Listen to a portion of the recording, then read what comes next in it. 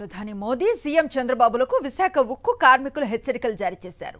Steel plant ను సెయిల్లో విలీనం చేస్తున్నట్లుగా ప్రధాని ప్రకటించాలని డిమాండ్ చేశారు. కేంద్రంపై రాష్ట్ర ప్రభుత్వం ఒత్తిడి తీసుకురాకుంటే పోరాటాన్ని ఉధృతం చేస్తామన్నారు. చంద్రబాబు పవన్ దిష్టి బొమ్మలను భోగి మంటల్లో వేసి దగ్ధం చేస్తామన్నారు విశాఖ ఉక్కు కార్మికులు.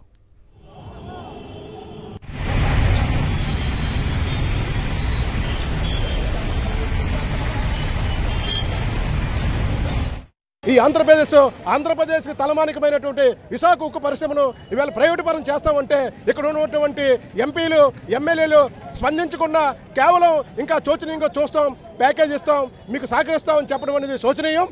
ఇప్పటికైనా సరే వెంటనే ప్రభుత్వ పెద్దలు ఎవరైతే కూటమి నేతలు ఉన్నారో అందరూ కూడా కల్పించుకొని ఖచ్చితంగా విశాఖపట్నం స్టీల్ ప్లాంట్ని ప్రభుత్వ రంగం నుంచి చేయాలని కోరాలి. అలాగే ప్రతి నెల జీతాలు ఇవ్వాలని కోరాలి. ఇటువంటి పరిస్థితుల్లో కూడా మీరు స్పందించకపోతే మేము వేసే ఓటుకు కూడా విలువ లేదని మేము భావిస్తున్నాం. విశాఖ ఉక్కు ఆంధ్రుల హక్కని పోరాడి సాధించుకున్న స్టీల్ ప్లాంట్ను ప్రైవేటు పరం చేస్తామని మీరు గతంలో ప్రకటించారు. ప్రకటించిన దగ్గర నుంచి నేటికి 1400 రోజులుగా విశాఖపట్నంతో పాటు ఉత్తరాంధ్ర, ఆంధ్ర రాష్ట్ర ప్రజానికం, కార్మిక వర్గం పెద్ద ఎత్తున పోరాడుతూ ఉన్నారు ఈ ప్రైవేటీకరణ విధానాలకు వ్యతిరేకంగా. నువ్వు తెలంగాణ వెళ్ళి మీరు సింగరేణిని ప్రైవేటు పరం చేయము అని ప్రకటించారు.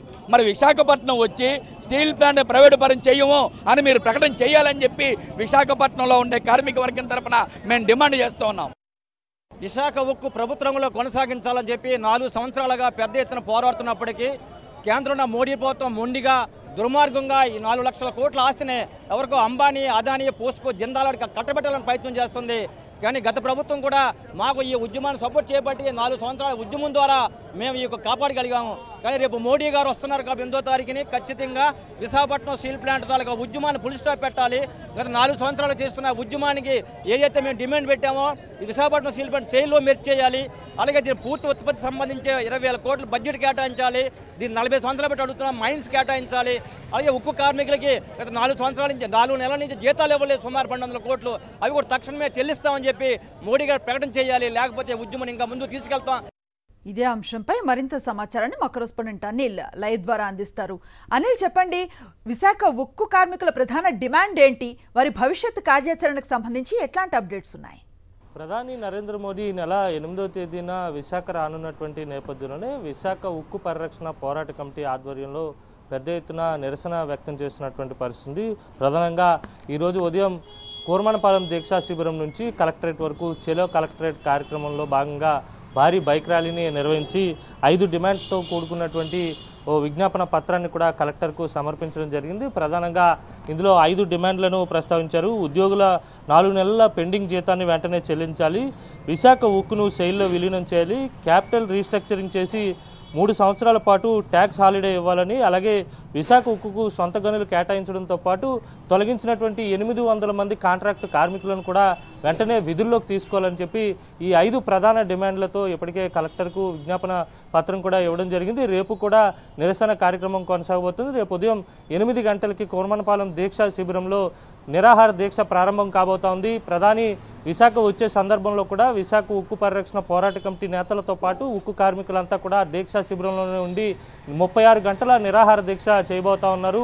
ఆ దీక్షకు ఇటు అఖిలపక్ష కార్మిక సంఘాలన్నిటి నుంచి కూడా మద్దతు లభించబోతా ఉంది. ఇప్పటికే కార్మిక సంఘాలు కూడా పెద్ద ఎత్తున డిమాండ్ చేస్తున్నాయి. ప్రధానితో ప్రకటన చేయించాలి, స్టీల్ ప్లాంట్ను ప్రైవేటీకరణ చేయడం లేదు, పెట్టుబడుల ఉపసంహరణ నుంచి విశాఖ ఉక్కు పరిశ్రమకు మినహాయింపు ఇస్తున్నామని చెప్పి నేరుగా ప్రధానితో ప్రకటన చేయించాలని ప్రధానంగా డిమాండ్ చేస్తున్నారు. ఎందుకంటే ఇప్పటి వరకు కూడా రాష్ట్ర ప్రభుత్వంలో ఉన్నటువంటి చంద్రబాబు నాయుడు కావచ్చు, లేకపోతే డిప్యూటీ సీఎం పవన్ కళ్యాణ్ కావచ్చు, విశాఖ ఉక్కు పరిశ్రమను కాపాడుతామని పైకి మాటలు చెప్తున్నారు తప్ప క్షేత్రస్థాయిలో అలాంటి పరిణామాలు ఏవి లేవు కనుక, దానికి భిన్నమైనటువంటి పరిణామాలు జరుగుతున్నాయి కనుక ఖచ్చితంగా ప్రధాని విశాఖ వస్తున్నారు కనుక ప్రధానితోనే ప్రకటన చేయిస్తే తాము మీ మాటల్ని నమ్ముతామని చెప్పి ఉక్కు పరిరక్షణ పోరాట కమిటీ నేతలైతే స్పష్టం చేస్తున్నటువంటి పరిస్థితి. లేని పక్షంలో ఖచ్చితంగా పోరాటాన్ని మరింత ఉధృతం చేస్తాం. అఖిలపక్ష కార్మిక సంఘాలు, విద్యార్థి సంఘాలు, రైతు సంఘాలు వీటన్నిటిని కూడా ఏకం చేసుకుని రాష్ట్ర వ్యాప్తంగా ఉద్యమాలకు శ్రీకారం చుడతామని చెప్పి ఇప్పటికే చెప్పడం జరిగింది. అయితే ప్రధాని విశాఖ వస్తున్నటువంటి నేపథ్యంలోనే 3 రోజుల పాటు ఉద్యమ కార్యాచరణను ప్రకటించి మలిదశ ఉద్యమానికి శ్రీకారం చుట్టారు. ఇప్పటికే 4వ తేదీన నల్ల బ్యాడ్జీలు ధరించి ఉక్కు కార్మికులంతా కూడా ప్లాంట్లో విధులు నిర్వహించారు. అలాగే నిన్న పెద్ద ఎత్తున కూడా రాష్ట్రంలో ఉన్నటువంటి అన్ని ప్రాంతాల్లో కూడా నిరసన వ్యక్తం చేశారు. అలాగే ఈరోజు బైక్ ర్యాలీ చేయడం జరిగింది. రేపు 36 గంటల పాటు దీక్ష చేయబోతా ఉన్నారు. అలాగే జీవీఎంసీ గాంధీ విగ్రహం వద్ద రేపు అఖిలపక్ష కార్మిక సంఘాల ఆధ్వర్యంలో కూడా మహాధర్నా నిర్వహించబోతున్నారు. అడుగు అడుగున ప్రధాని పర్యటనలో భాగంగా అడుగు అడుగున నల్ల జెండాలతో నిరసన తెలుపుతామని కూడా ప్రభుత్వాలను హెచ్చరిస్తున్నారు. 24 గంటల పాటు టైం ఇస్తున్నాం. చంద్రబాబు కానీ, డిప్యూటీ సీఎం పవన్ కళ్యాణ్ కానీ, బీజేపీ అధ్యక్షురాలు పురంధేశ్వరి కానీ కేంద్రాన్ని ఒప్పించి ప్రకటన చేయించాలి, లేని పక్షంలో పోరాటాన్ని ఉధృతం చేస్తామని కూడా హెచ్చరిస్తా ఉన్నారు. ఎందుకంటే గడిచినటువంటి 4 నెలలుగా విశాఖ ఉక్కు కార్మికులకు జీతం అందడం లేదు. మొదటి నెల 50% జీతం ఇచ్చారు, ఆ తర్వాత నెల 35% జీతం ఇచ్చారు, ఆ తర్వాత నెల పూర్తిగా జీతం కూడా ఇవ్వడం మానేసినటువంటి పరిస్థితి. కొత్త సంవత్సరం పూట కూడా ఉక్కు కార్మికులకు జీతాలు అందలేదు. అలాగే మెయింటెనెన్స్ లోపం కారణంగా ఉక్కు పరిశ్రమలో ఉన్నటువంటి అనేక ఇబ్బందులు, అనేక ప్రమాదాలు కూడా జరుగుతున్నటువంటి పరిస్థితి స్పష్టంగా కనపడుతోంది. ఏ నిమిషమైనా ఏదైనా ఉపద్రవం వస్తే కనుక ఖచ్చితంగా దానికి రాష్ట్ర ప్రభుత్వమే బాధ్యత వహించాలని కూడా అక్కడ ఉన్నటువంటి కార్మికులు చెప్తున్నారు. అలాగే మరోవైపు కేంద్రాన్ని ఒప్పించి ప్రధానితో ప్రకటన చేయించకుండా తూతు మంత్రంగా బాహాటంగా ప్రకటనలు చేసి వెళ్ళిపోతే మాత్రం స్థానిక ప్రజాప్రతినిధులకు అలాగే రాష్ట్ర ప్రభుత్వానికి ఏం జరుగుతుందో స్పష్టంగా తెలుసు. ఎందుకంటే ఉద్యమాన్ని ఏ దిశగా తీసుకెళ్తామో కూడా రాష్ట్ర ప్రభుత్వానికి ఒక అంచనా ఉంది. ఆ తర్వాత జరిగేటువంటి పరిణామాలన్నిటికీ కూడా రాష్ట్ర ప్రభుత్వమే బాధ్యత వహించాల్సి ఉంటుందని చెప్తున్నటువంటి పరిస్థితి కనపడతా ఉంది. ఎందుకంటే ఇప్పటికే 32 మంది ప్రాణత్యాగాలతో సాధించుకున్నటువంటి స్టీల్ ప్లాంట్ను కాపాడుకోవడానికి అవసరమైతే మరోసారి ఆత్మ బలిదానాలు చేయడానికి కూడా సిద్ధంగా ఉన్నామని విశాఖ ఉక్కు పరిరక్షణ పోరాట కమిటీ స్పష్టం చేస్తూ ఉంది. Right, thank you Anil.